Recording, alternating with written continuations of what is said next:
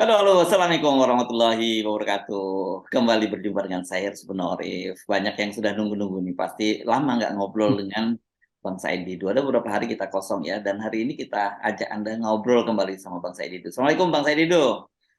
Waalaikumsalam warahmatullahi wabarakatuh.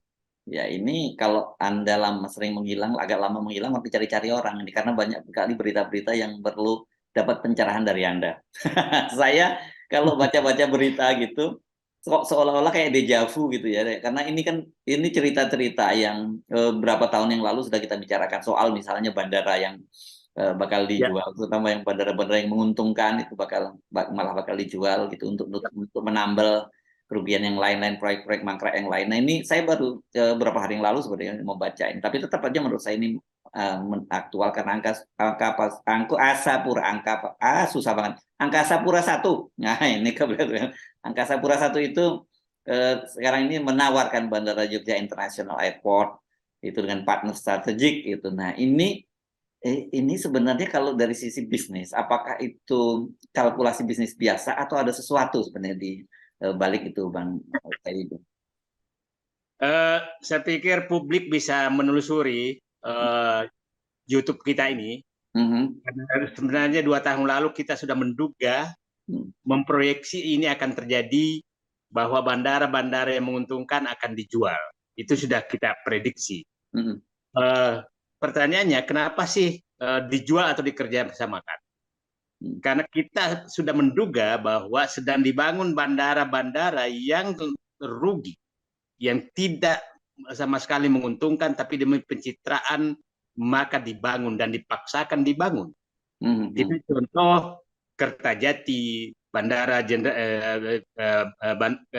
Jenderal Sudirman di Mhm. Jawa Tengah, kemudian Ya. di berbagai bandara, kemudian di apa namanya di Tasik itu juga berhenti banyak sekali bandara, apalagi bandara berbeda dengan di Indonesia Timur bahwa kalau tidak ada bandara maka tidak ada penghubung, maka memang ya rugi nggak apa-apa. Tapi kalau Mhm. daerah yang sudah ada penghubung ya itu apa namanya penghubung yang lebih bagus ya seperti Kertajati ada bandara Bandung, ada bandara Cengkareng gitu kan nggak penting amat tapi dipaksakan. Nah, apa dampak daripada itu, Mas Hersu, adalah bahwa Angkasa Pura I dan Angkasa Pura II. Angkasa Pura I itu adalah Indonesia Barat, Mhm. Angkasa Pura I Indonesia Timur, mulai Jogja ke timur, kemudian Angkasa Pura II itu adalah mulai Jakarta ke barat sampai Aceh, itu yang dikelola.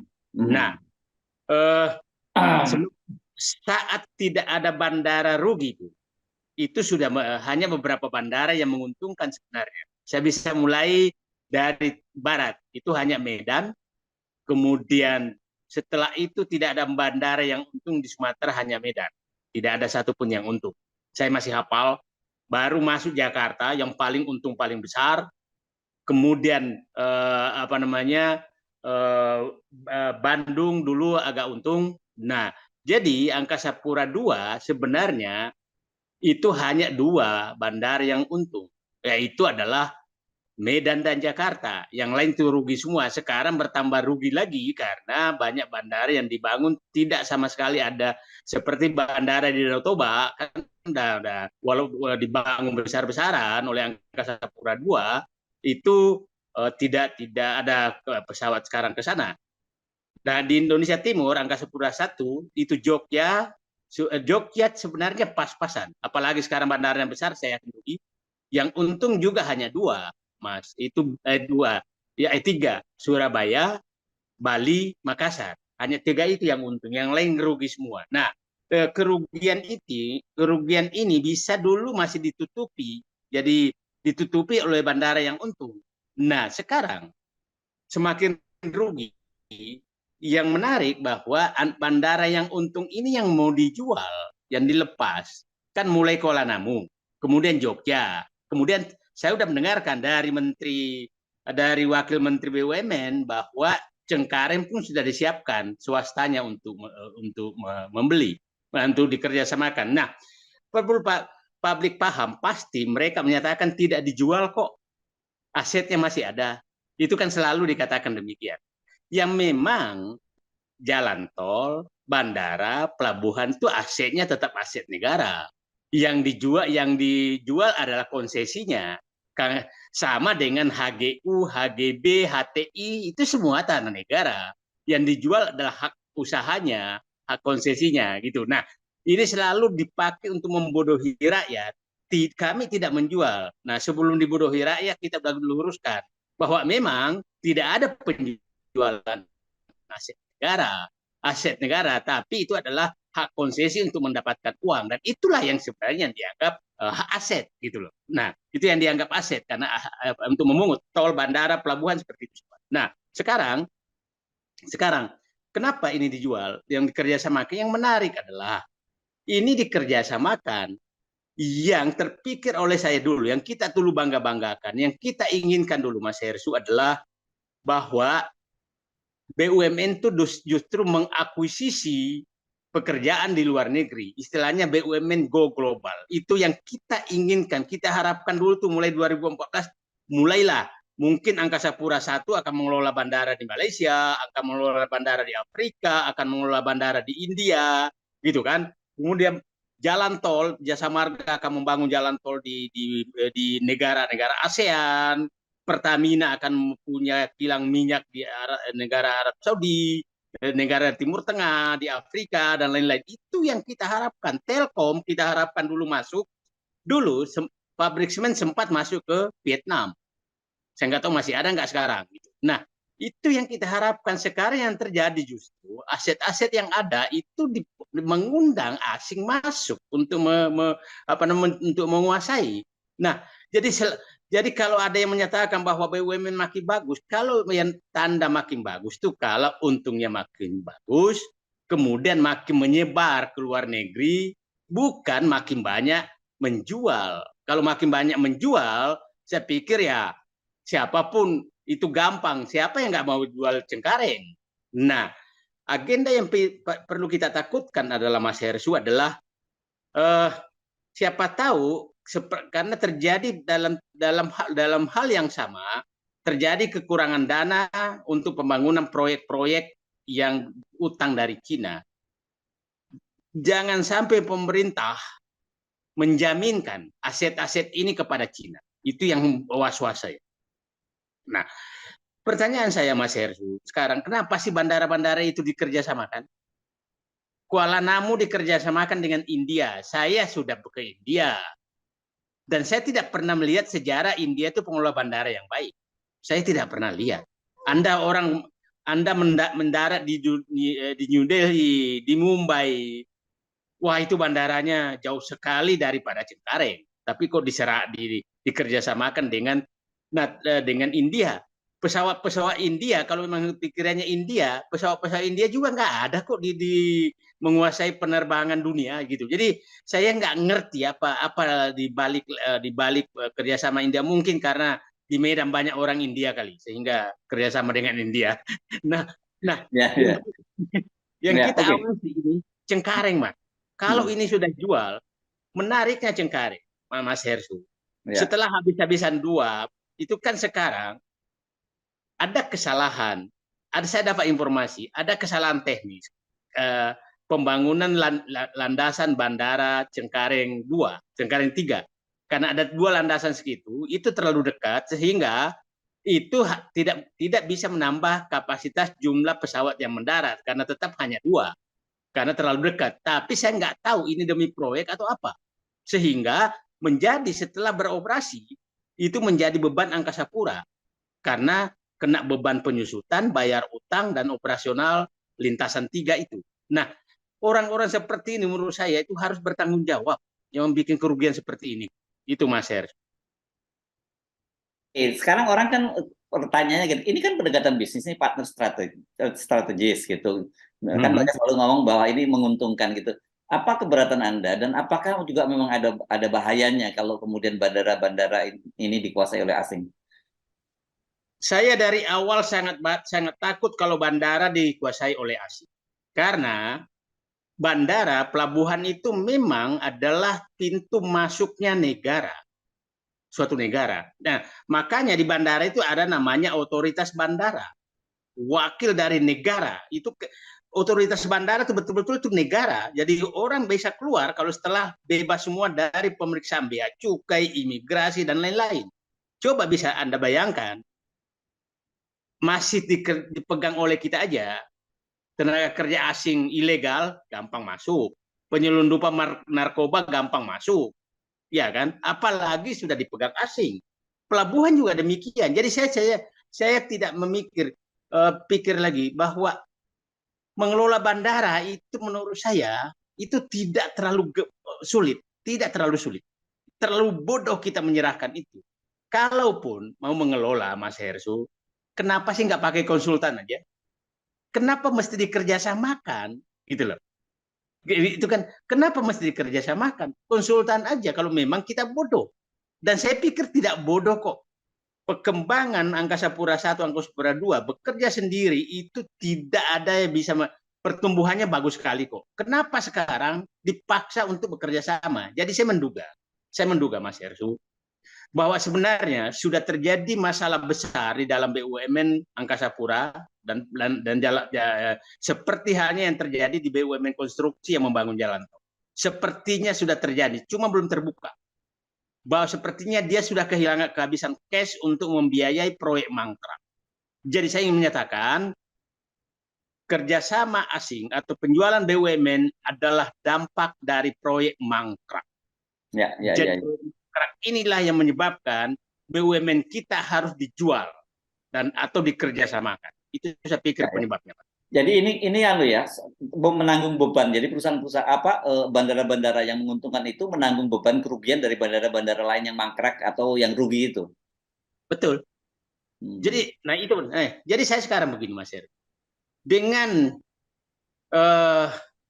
tanpa protes dari DPR, dari masyarakat, sudah bisa mengkerjasamakan hal yang sangat strategis. Hal yang sangat strategis itu bandara, pelabuhan diserahkan ke asing, dikelola asing bersama, walaupun katanya bersama.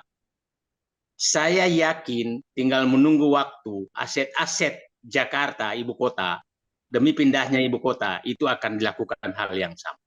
Saya yakin itu akan terjadi. Karena semua sekarang cuma diam, nggak ada yang mau teriak, nggak ada yang mau memprotes. Dan menurut saya, pemerintah sekarang juga seakan-akan tidak butuh masukan dan jadi saya katakan nasionalisme dan rasa cinta tanah air sudah sangat hilang. Sudah sangat hilang. Itu malah menurut saya pengelolaan negara sebagai negara yang merdeka itu sudah mulai diabaikan. Itu saya pikir yang terjadi. Ya. Oke, saya agak tergoda bertanya-tanya, apakah memang kalau soal bandar ini, katakanlah kalau memang mesti ada cari partner strategis, apakah di dalam negeri tidak ada gitu, dan kemudian harus mencari dari luar negeri, atau ada pertimbangan lain kenapa mereka mencari partner dari luar? Gini Mas Heru, saya lama di BUMN. Ya. Untuk dapat sesuatu, salah satu adalah kerjasama luar negeri. Kenapa gitu? Ya karena Anda tidak bisa mengecek apa yang terjadi negosiasi di luar. Oh, oke. Jadi ini ada moral hazard dong di belakang itu ya sebenarnya ya. Tertutup kemungkinan karena itu, dan kita paham sekarang itu ahli-ahli goreng saham semua loh yang ada di dalam. Oh, oke.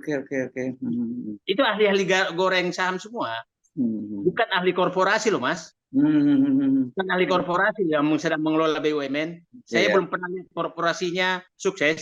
Yang ini ada jadi financial engineering lah ini ya. Nah, ahli financial engineering itulah selalu melakukan kerjasama. Itu bungkusnya. Jadi kita harus berhati-hati. Jadi ada 3 hal menurut saya, Mas Hersu, dari pembicaraan kita, bahwa Angkasa Pura, bandara yang aset strategi nasional dikerjasamakan karena sedang menghadapi kesulitan keuangan yang belum terbuka akibat proyek mangkrak yang dipaksakan di mana-mana, dan tidak tertutup kemungkinan terjadi kong kali kong di balik kerjasama dengan luar negeri tersebut. Karena pengelola BUMN sekarang itu sebagian besar adalah ahli financial engineering. Yes, oke. Nah, dari semua bandara ini yang Abang tahu, selain Kuala Namu yang sudah kerjasama dengan India, mana lagi yang sudah ada kerjasama dengan luar negeri? Saya pikir kalau suka ini kan Jogja udah lagi Ya, mulai. Jogja lagi proses ya. Sekarang Cengkareng, Wakil Menteri BUMN sudah menyatakan sedang dicari.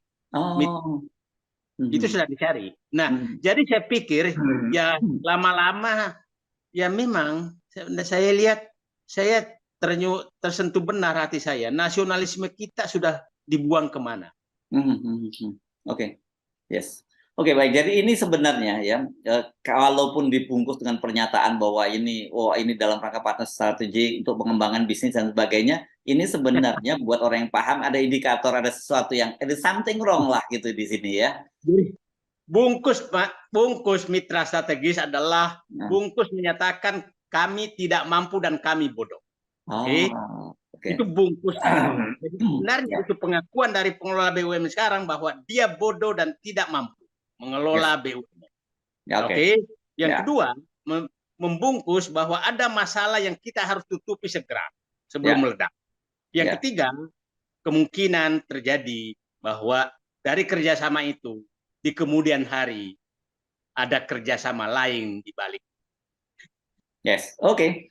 Baik, terima kasih Bang Saidido. Mari kita tunggu lagi bagian perkembangannya, karena banyak sekali dari perbincangan kita itu beberapa tahun yang lalu orang selalu mencibir gitu. Ini terlalu mengada-ada, ada pesimis dan sebagainya, dan kemudian bersama dengan waktu akhirnya itu semua terbukti gitu ya. Kalau ini sebenarnya tanda-tandanya udah lebih konkret gitu daripada waktu dulu ya gitu ya. Terima kasih Bang Saidido ya. Jadi saya pikir YouTube FNN ini yang dikelola FNN ini menjadi catatan sejarah untuk membuktikan apa yang kita katakan diperbincangkan di sini, itu bisa menjadi bukti sejarah bahwa apa yang kita prediksi terjadi dan itu adalah benar terjadi. Itu saya pikir, karena saya masih ingat betul kita bahas kereta api Makassar, benar terjadi. Kita bahas ibu kota negara, betul terjadi. Kita bahas tentang bandara, kita terjadi. Kita bahas kereta api cepat, terjadi. Bandara-bandara mangkrak, semua terjadi. Yes. Oke, baik. Terima kasih. Kita bukan cenayang ya, bukan paranormal, tapi ada kalkulasinya, dan tentu saja jam terbang Bang Saidido yang cukup lama di Kementerian BUMN ini kan membuat Bang Saidido memahami berbagai persoalan dan ngerti lah kalau orang mau langkah kuda kemana, kira-kira kita paham ya.